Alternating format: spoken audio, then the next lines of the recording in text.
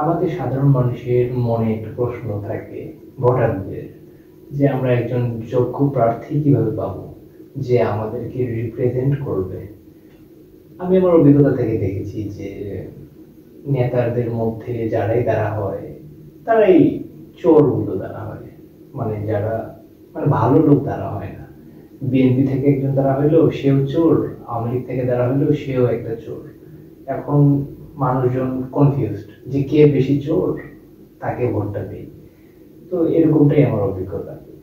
আর যদি দুই একজন ভালো মানুষও দ্বারা হয়ে যায়, তারপরে কি করে ক্ষমতাশালী যারা আছে তারা তাদেরকে পার্সোনালি ভয় দেখায়, ভয় দেখে এখানে বসায় দেয়। আর নয়তো বা মামলা টামলা এইসব কিছু কোর্টের সাহায্য নিয়ে তাকে বসায় দিয়ে কোনো না কোনো ভাবে রাজনীতি করে বসায় দেয়। তো এটা আমি লক্ষ্য করেছি।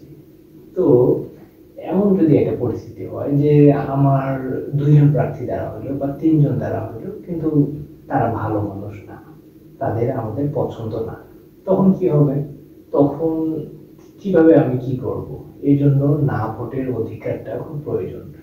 যে আমি না ভোট বলতে এটা বুঝাচ্ছি না যে আমি ভোট দিতেই গেলাম না, এটা না।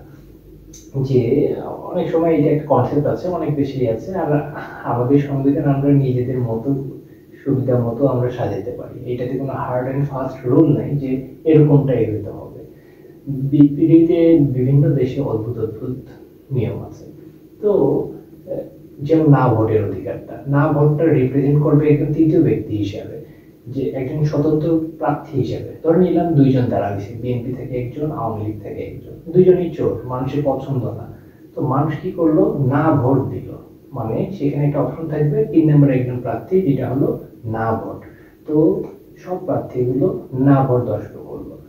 তো ধরে নিলাম ৫০%, সরি ৪৯% বিএনপি আওয়ামী লীগ দুজনে যৌথভাবে পাইল।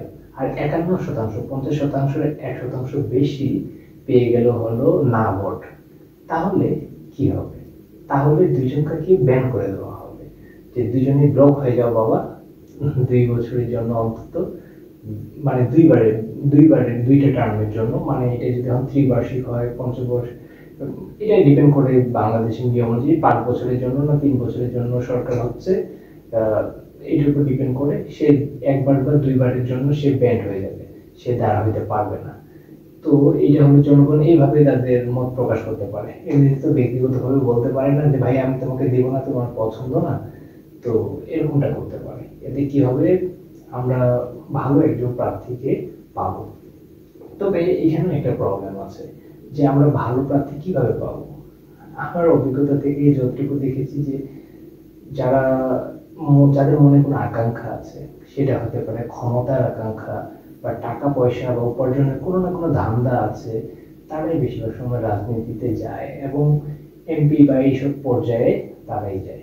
নর্মালি কোনো ভালো মানুষ, যার মানে ভালো মানুষ বলতে বোঝাচ্ছি এরকম যে তার দক্ষতা আছে, দক্ষতা আছে।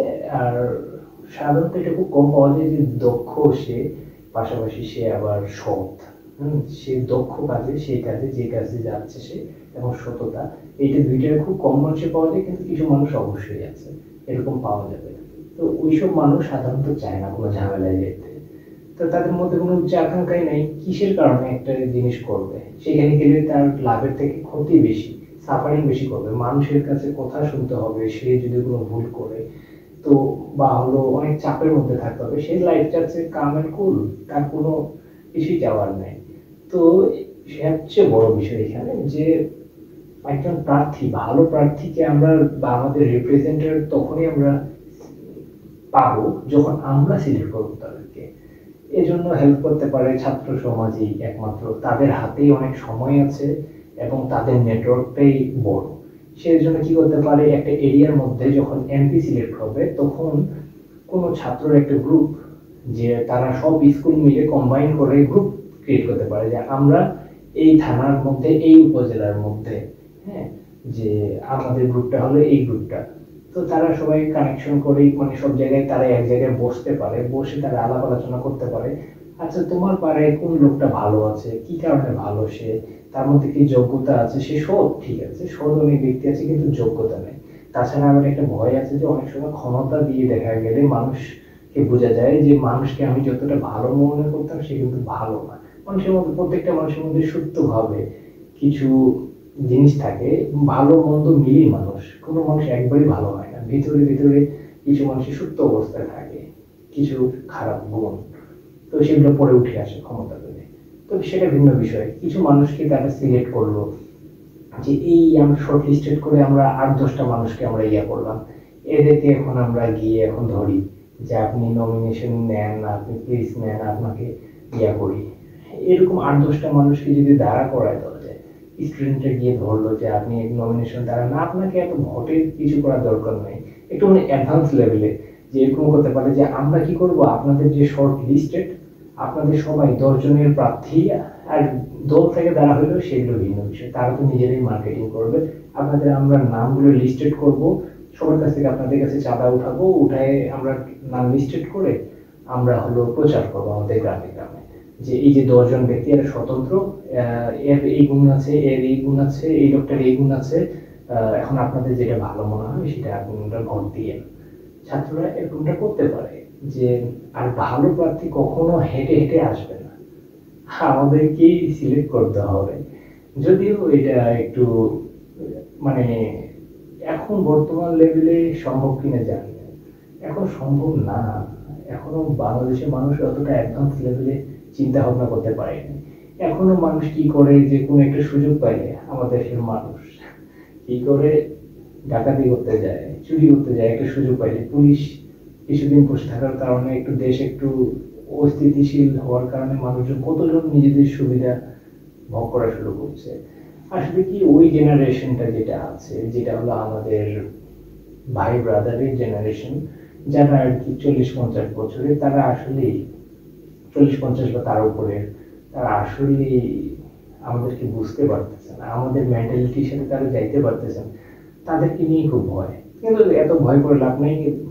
প্রগতি আস্তে আস্তে আসে, ধীরে ধীরে আসে। আজ থেকে 10 বছর পর আমি ইমাজিনেশন করতেছি এরকম কিছু একটা হবে। আর সবকিছু হওয়া সম্ভব শুধুমাত্র ছাত্রদের বা ইয়াঙ্গারদের দ্বারাই সম্ভব। কেন? আমার ব্যক্তিগত অভিজ্ঞতা থেকে দেখেছি যে ছাত্ররাই একমাত্র সৎ হয়, যারা ছোট, তাদের কাছে না কোনো কিছু, রাস্তায় কোনো কিছু জানতে চাইলে বা কিছু করতে চাইলে তারা হেল্পফুল হয়, এবং তারা সঠিকটাই বলার বা দেওয়ার চেষ্টা করে, এটা আমি লক্ষ্য করছি। আর তাদের হাতে পর্যাপ্ত পরিমাণ সময় থাকে, তাদের কোনো কিছু পাওয়ার আকাঙ্ক্ষা থাকে না, তো তাদের না কন্ট্রিবিউশন করার এইসব করে কিন্তু আকাঙ্ক্ষা থাকে। তাদের কিন্তু চাওয়াটা খুব ছোট, কোটিপতি হওয়ার কোনো ইচ্ছা নেই। কেউ একজন অ্যাপ্রিসিয়েশন করলো, তাতেই তারা খুশি। শুধুমাত্র তাদের দ্বারাই সম্ভব, তাদের কোনো বন্ধন নাই। একটা সাধারণ মানুষ, আমার বাবা যদি আন্দোলনে নামতে যায়, তাহলে তাকে 10টা কথা ভাবতে হবে, যে তার চাকরিটা চলে যাবে, তাকে সংসার আছে, অনেকেই তার উপর ডিপেন্ডেন্ট করে আছে, এইসব কিছু তাকে ভাবতে হবে। কিন্তু আমাকে তো ভাবতে হবে না, বা আমার থেকে ইয়াঙ্গার যারা আছে, একজন ক্লাস 10-এ পড়া ছেলে, তাকে তো ভাবতে হবে না এইসব কিছু। তো তার তো অনেক চিন্তাই নেই। আমার বরঞ্চ আমি একটু উপরে লেভেলে, তা একটু বয়সে একটু বড়, ক্লাস 10-এর থেকে, তাও আমাকে ভাবতে হয় অনেক কিছু, কিন্তু তাকেও তো ভাবতে হবে না।